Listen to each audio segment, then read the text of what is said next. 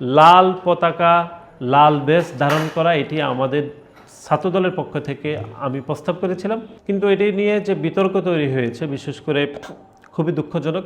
আমরা মিটিংয়ে প্রথম কাদেরকে পার্সোনালি আমরা বলেছিলাম যে এটা করা যায়, কাদেরেরও খুব পছন্দ হয়েছে। সর্বশেষ যেটি আমি যেটি বলেছিলাম যে লাল ব্যাচ ধারণ করে প্রোগ্রাম করা, অর্থাৎ আমাদের পক্ষ থেকে যারা আমরা সরকারের বিরুদ্ধে প্রোগ্রাম করছি সেটির প্রোগ্রামের বিষয়ে আমরা প্রায় সবাই একমত হয়েছিলাম। এটি 29 তারিখ একটি রক্তক্ষয়ী সংঘর্ষ হয়েছিল, 28 তারিখও হয়েছে। সেদিন আমাদের অনেক নেতাকর্মী হতাহত হয়েছে, শহীদ হয়েছে। 28 তারিখ সকাল থেকে আমরা খুব উদ্বিগ্ন ছিলাম যে বিশেষ করে উত্তরাঞ্চলে আমাদের একাধিক নেতাকর্মী শহীদ হয়েছে, কুমিল্লাতে আমাদের 2 জন নেতাকর্মী শহীদ হয়েছে, সেগুলো নিয়ে আমরা ব্যস্ত। এর বাইরে দেশের পরিস্থিতিও জটিল হচ্ছে, নতুন প্রোগ্রামের কর্মসূচি নিয়ে আলাপ হচ্ছিল।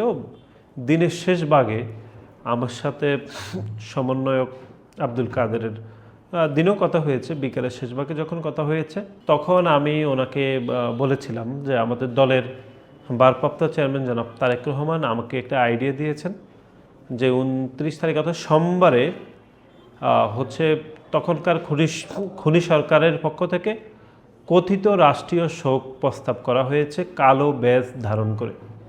তার বিপরীতে ভিন্ন কিছু করার, সেটি উনি অনেকগুলো অপশান দিয়েছেন, তার মধ্যে একটি লাল ব্যাচ ধারণের একটি কর্মসূচি পালন করা যায় কিনা সেটি তিনি বলছেন আমাদের পক্ষ থেকে যেন আমরা তাদেরকে প্রস্তাব করি।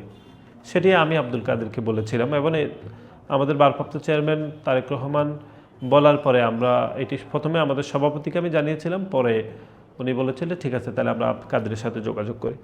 আমরা মিটিংয়ে প্রথম কাদেরকে পার্সোনালি আমরা বলেছিলাম যে এটা করা যায়, কাদেরেরও খুব পছন্দ হয়েছে।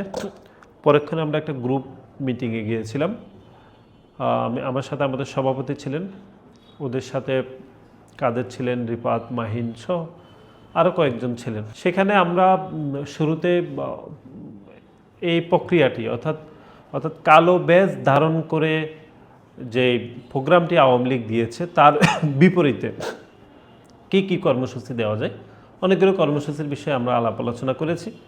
সর্বশেষ যেটি আমি বলেছিলাম যে লাল ব্যাচ ধারণ করে প্রোগ্রাম করা, অর্থাৎ আমাদের পক্ষ থেকে যারা আমরা সরকারের বিরুদ্ধে প্রোগ্রাম করছি সেটির প্রোগ্রামের বিষয়ে আমরা প্রায় সবাই একমত হয়েছিলাম যে লাল ব্যাচ ধারণ করে প্রোগ্রাম আমরা করব।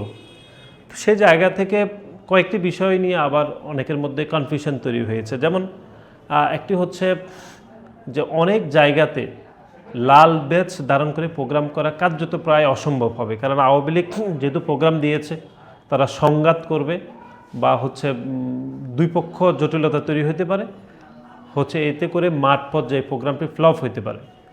তখন আমরা বলেছিলাম ঠিক আছে, যদি এই প্রোগ্রামটা আমরা হাতে রাখলাম যে যারা মিছিল মিটিং করবে, যারা হচ্ছে আপনার হচ্ছে লাল ব্যাচ ধারণ করবে, যাদের সম্ভব তারা করবে, কিন্তু যারা প্রোগ্রামটি করতে পারবে না তারা অনলাইনে লাল ব্যাচ ধারণ করে ছবি পোস্ট দেবে। এটি ছিল আমাদের সেকেন্ড অপশান। এটি আসলে অনেকবার আলাপ আলোচনা হয়েছে, আলাপ আলোচনার মাধ্যমে এগুলো একটা অপশান দাঁড়িয়েছে। সর্বশেষ আরেকটা অপশানও দাঁড়িয়েছে, সেটি হচ্ছে এটাও যদি সম্ভব না হয়, কারণ লাল ব্যাচ তো আসলে সংগ্রহ করতে হবে, এটা তো কিনে আনতে হবে, যেই পরিস্থিতি এটা কিনে তো প্রায় অসম্ভব, তাহলে তারা কী করবে? তখন এরকম আলাপ আলোচনা থেকে আমরা অনেকগুলো মতের থেকে এটা একটা মত আসছে যে তাহলে লাল ব্যাচটাকে অর্থাৎ প্রোফাইল পিকচারে দেবে। তাহলে 3টা অপশান, একটা হচ্ছে লাল পতাকা বেঁধে প্রোগ্রাম করা, সেটি মুখে হবে অথবা মাথায় হবে, সেটি যদি সম্ভব না হয় লাল পতাকা মুখে দিয়ে অথবা মাথায় দিয়ে ছবি পোস্ট করবে। 3য় নাম্বার অপশানটা হচ্ছে সামাজিক যোগাযোগ মাধ্যম টুইটার সহ যারা যেটি ইউজ করেন সেখানে লাল মানে হচ্ছে মানে প্রোফাইলকে লাল করবে অথবা হচ্ছে এমনি ছবি পোস্ট করবে, যেটি হোক এইটার বিষয়ে আমরা ঐক্যমতে পৌঁছলাম। এগুলো এর মধ্যে আমরা অনেকবার আসলে প্রত্যেকটা বিষয় নিয়ে আমাদের মধ্যে কনফিউশন ছিল, আমরা নিজেদের মধ্যে আলাপ করেছি, তারাও নিজেদের মধ্যে আলাপ করছে। আব্দুল কাদের, মাহিন, রিপাত রশিদ, এই 3 জন তারাও বলছে যে তারাও সিনিয়র জুনিয়রদের সাথে আলাপ করবো। আমরাও এই দিক থেকে আমাদের পার্টির সাথে আমরা একবার আলাপ করলাম। শেষের একটি কনফিউশন তৈরি হয়েছিল, সেটি হচ্ছে অনেকে বলছিলেন যে লাল তো হচ্ছে বিপ্লবের রং, এটা যেরকম সত্য, লাল আবার উৎসবের রঙও কিন্তু লাল। তো সেটি কোনো কনফিউশন তৈরি করে কি না যে লাল উৎসবের রং হিসাবে যদি পোস্ট দেওয়া হয় তাহলে নতুন কোনো বিতর্ক তৈরি হবে কি না। তখন এটি আমি আব্দুল কাদেরকে বলেছিলাম, রিফাত রশিদকে বলেছিলাম যে এটি কোনো হয়তো বিতর্ক তৈরি হতে পারে। তখন আসলে আমাদের মধ্যে আবার কনফিউশন তৈরি হচ্ছে যে ওকে, এটা নিয়ে আমরা আরেকটু দেখব। তো পুরো প্রক্রিয়াটি আমরা অনেকবার আলাপ আলোচনার মাধ্যমে আমরা আসলে ঠিক করেছি। পরক্ষণে এর মধ্যে তো আসলে রাত হয়ে গিয়েছে, রাত তখন আপনি শুরুতে দেখেছেন অনেকে রাতের মধ্যে প্রোফাইল লাল করে ফেলেছে, এটি খুব ঐতিহাসিকভাবে। আবার আপনি জানেন যে সকালবেলা জাহাঙ্গীরনগর বিশ্ববিদ্যালয়ের শিক্ষকরা লাল ব্যাজ ধারণ করে তারা কিন্তু প্রোগ্রাম করেছিল, এবং অনেকেই কিন্তু আবার লাল পতাকা বেঁধে কিন্তু ছবিও পোস্ট করেছিল। সুতরাং এর তিনটি ঘটনা কিন্তু একসাথে হয়েছিল, যে যার সামর্থ্য মতে।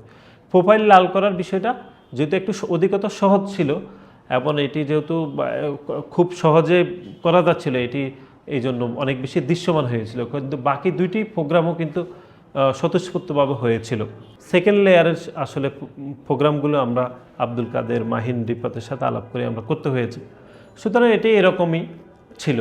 কিন্তু এটি নিয়ে যে বিতর্ক তৈরি হয়েছে বিশেষ করে খুবই দুঃখজনক, কারণ আমরা যাদের কাছে প্রস্তাবটি দেওয়ার কথা প্রোগ্রামের, আমরা তাদের কাছে আসলে প্রস্তাবটি দিয়েছি, যারা দায়িত্বশীল ছিল সমন্বয়কদের মধ্যে। আমরা তো এটি তাদেরকে দিব এবং তাদের দিক থেকে এটি অ্যাপ্রুভ হয়েছে। আমরা কন্ট্রিবিউশন করেছি, তারাও মত দিয়েছে, আমরা এটুকু করেছি। কিন্তু জনাব আব্দুল কাদের কার সাথে কথা বলেছেন, মানে গ্রুপ কলের বাইরে তিনি কার কার সাথে কথা বলছেন সেটি আমাদের অবগত হওয়ার কোনো সুযোগ ছিল না। এমনকি আমি এর পরে কার সাথে কথা বলবো গ্রুপ কলের বাইরে গিয়ে, সেটিও আব্দুল কাদের কোনোভাবে জানার বিষয় থাকার কথা না।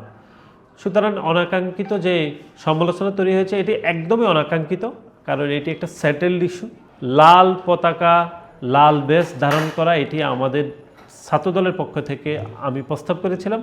এটি সর্বসম্মতভাবে আলাপ আলোচনার মাধ্যমে এটি গৃহীত হয়েছে, কিন্তু আমরা কোনোভাবে এটির ক্রেডিট আসলে শুরুতে আমরা দাবি করিনি, বা আমাদের দিক থেকে বা আমার দিক থেকে আমার সংগঠনের পক্ষ থেকে কেউ আসলে স্ট্যাটাসটি দেয়নি। আপনি জানেন যে শিবিরের বিশ্ববিদ্যালয় নেতৃবৃন্দ যারা অতীতে ছাত্রলীগের বিভিন্ন পর্যায়ের রাজনীতি করেছে, বিভিন্ন পদ পদবিতে ছিল, তারা দাবি করেছে, দাবির পরিপ্রেক্ষিতে আমরা যাদের নিকট আসলে প্রোগ্রাম প্রস্তাব করতাম তারা এটি তাদের মতো করে তারা সামাজিক যোগাযোগ মাধ্যম স্ট্যাটাস দিয়ে তারা এটির সমাধান করেছে। সুতরাং এর বাইরে যে অনাকাঙ্ক্ষিত বিতর্ক তৈরি হয়েছে সেটির দায় যারা নতুন করে ক্রেডিট নিতে চায় তাদের নিতে হবে বলে আমি সেটাই মনে করি।